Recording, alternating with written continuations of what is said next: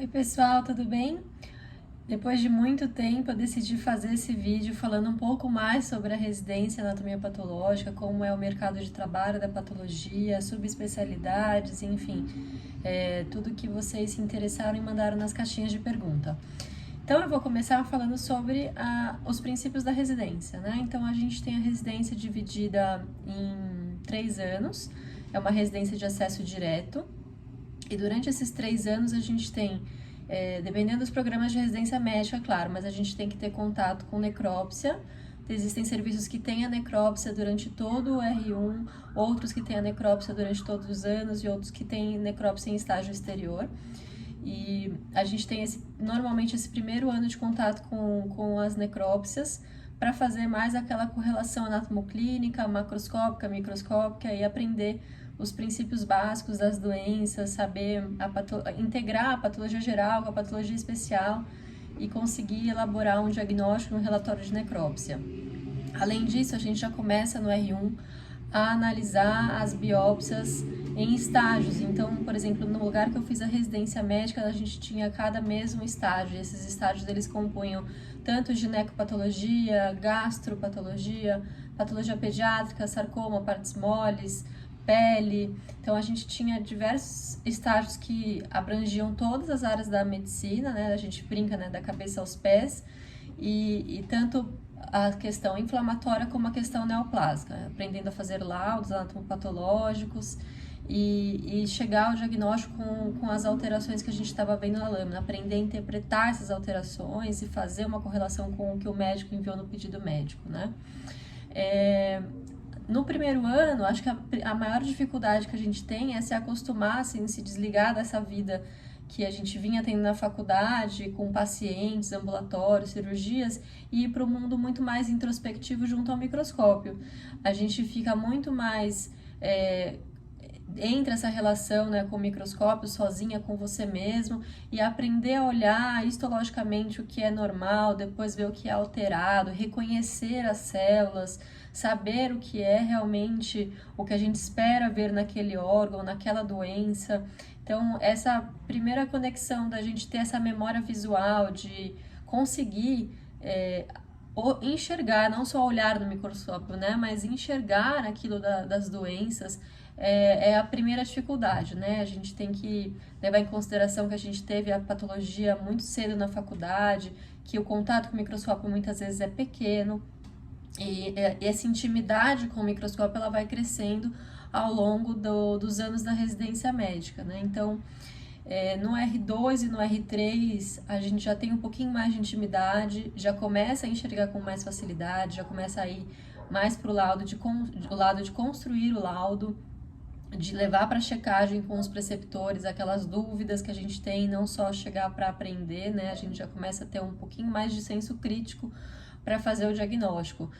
O importante é vocês saberem que a gente não faz tudo sozinho, né? Então, na residência, a gente recebe o caso, a gente faz a interpretação, a gente descreve a lâmina às vezes, faz a macroscopia da peça, pede as colorações, interpreta a coloração, interpreta resultado imunohistoquímico.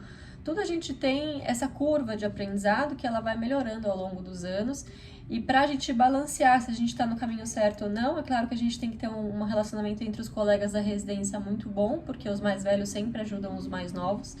E o relacionamento com o pessoal do seu ano também é importante para vocês construírem juntos esse conhecimento e ter uma integração legal com o grupo.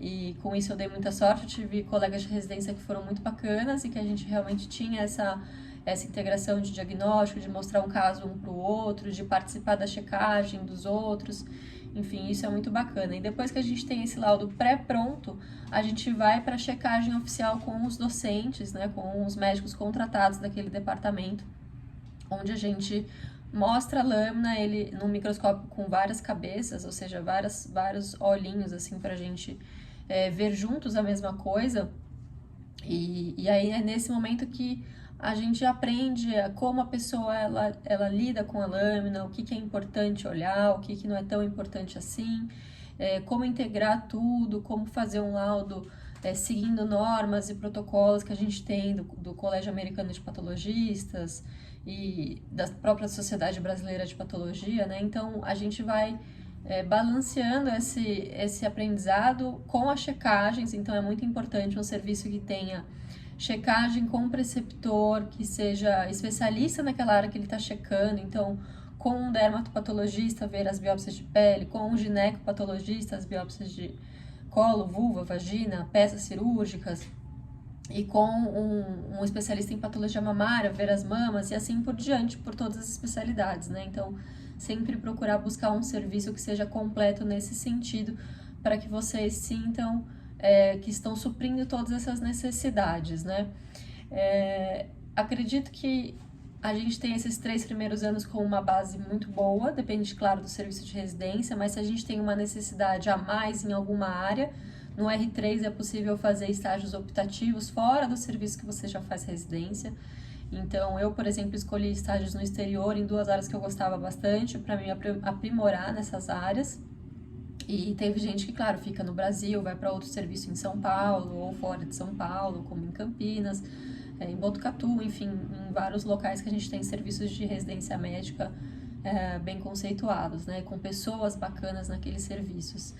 Então, eu acho que isso já é uma introdução. Ao longo dos anos vocês vão ver que existe uma percepção maior de qual área eu gosto mais de estudar, ou qual área eu tenho mais facilidade, ou eu enxergo as coisas com mais facilidade, e que eu tenho, assim, realmente um carinho, um carinho com o paciente ali nesse sentido de olhar a lâmina como um primor, de você pensar naquela lâmina como um paciente mesmo e ajudar num sentido de querer fazer a diferença no mundo de diagnósticos e no tratamento do paciente daquela área em específica.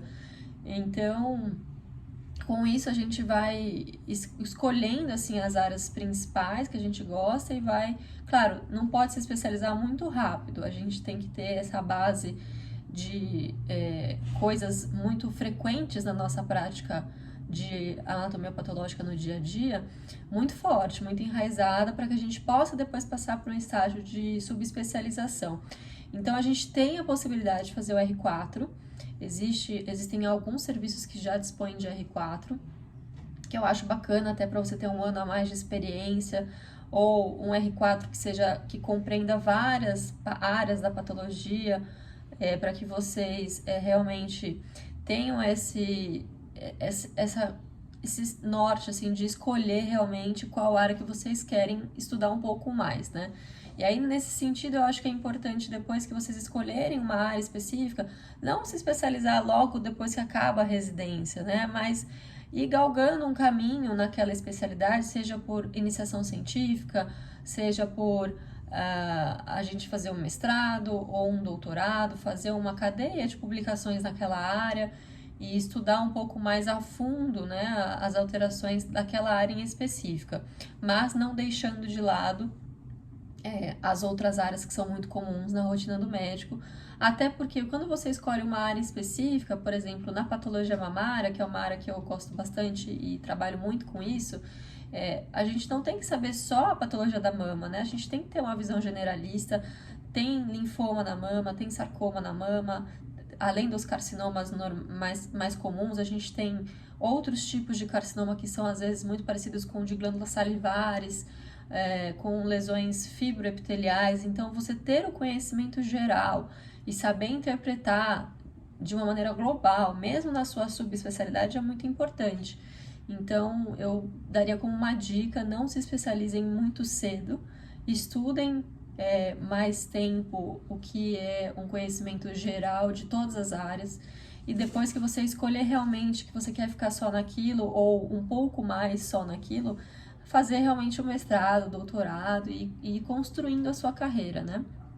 Porque, de fato, o mercado de trabalho, ele é muito escasso aqui em São Paulo, tem bastante opções, mas se a gente for olhar fora do Brasil, fora do estado de São Paulo, a gente tem poucos lugares de referência que tem bastante emprego, com uma remuneração legal, né? Então, aqui em São Paulo, claro, a gente tem uma gama muito grande de laboratórios de anatomia patológica, alguns dentro de hospital, outros só realmente laboratório externo, que vê mais biópsias, e a remuneração ela varia muito, né? Então, tem locais que fazem uma remuneração por produtividade, então quanto mais você vê exames, melhor você ganha, mas eu não acho que esse seja um caminho tão bacana, principalmente no começo da carreira, porque a gente tem que ter tempo para olhar os casos, tempo para se dedicar a estudar e fazer a coisa mais leve e com mais calma, né, para aproveitar aquilo que o caso está te trazendo. E serviços que pagam por hora, né, que é o mais comum. É claro que o nosso valor de hora, se a gente for comparar com médicos de outras especialidades, até para quem já está há algum tempo no mercado, ele não é tão bom como uma pessoa que vai no consultório de um psiquiatra e paga uma consulta um pouquinho mais cara e ele vai ganhar naquela hora aquele valor mais caro, que a gente não tem como fazer isso. A gente realmente trabalha com um laboratório que ele estabelece um valor hora e você vai ali galgando durante o seu período de experiência e trabalhando, você vai crescendo com a empresa. Então, varia muito essa questão salarial. Eu acho que é uma remuneração que ela está num caminho bem melhor do que ela já foi e que traz resultados bons para a gente conseguir estudar e conseguir trilhar uma carreira justa, honesta, né, fazendo tudo que a gente espera que seja bom para o paciente, né? Então, a minha rotina atualmente ela se divide entre atividades em laboratório dentro de hospital e em atividades em mundo acadêmico, né? Então, eu acho que a patologia ela é muito boa porque ela dá essa possibilidade de a gente fazer muitas coisas, né? Então, a gente pode dar aula, a gente pode trabalhar no hospital, fazendo congelação intraoperatória, vendo as peças cirúrgicas daquele hospital. A gente pode trabalhar no laboratório externo, vendo biópsia, fazendo correlação com citologia, com colposcopia, em laboratórios que estão direcionados mais para correlações, né? Tipo um laboratório da mulher, por exemplo, ou um laboratório de dermatopatologia, que tem um contato mais amplo com a clínica da dermatologia, né? Então, eu acho que você pode variar a sua rotina com bastante opção. Tem a opção também de fazer punção aspirativa por agulha fina, junto com o radiologista, ou aprender durante a residência a fazer ultrassom e fazer você próprio. Então, a gente tem uma gama muito grande de opções e que acaba sendo muito bom no dia a dia, porque é um dia a dia muito variado, a gente não fica tanto naquela mesmice. É claro que existem doenças que vão aparecer com muito mais frequência, são biópsias mais comuns, como, por exemplo, biópsias ginecológicas, biópsias gástricas, gastrointestinais, né, de uma maneira geral, biópsias de pele, que são as mais frequentes numa rotina de um laboratório de patologia que tem tanto peças cirúrgicas como biópsias, né? Então, das biópsias, essas são as mais frequentes. E peças cirúrgicas, a gente tem esterectomias, as mamoplastias redutoras, tem abortamentos. Então, tem várias peças que são mais comuns também na rotina, além de peças mais complexas, que aí a gente já estaria falando num cenário mais dentro de hospital, que tem oncologia, que tem tumor boards, né? Reuniões de oncologia para discussão de casos, que eu acho que também engrandece muito o nosso conhecimento dentro da anatomia patológica, né? E a quantidade de horas trabalhadas por dia, ela varia muito. Então, na residência, claro, a carga horária é um pouco mais puxada. Eu lembro que na época da residência eram 10 a 12 horas por dia, a gente tinha, às vezes, no mínimo isso. E aí, na vida profissional, a gente escolhe se a gente quer trabalhar 30, 40 horas. Se eu vou dar aula, eu tenho que saber que tem um backstage que a gente tem que fazer a preparação da aula, a correção de prova.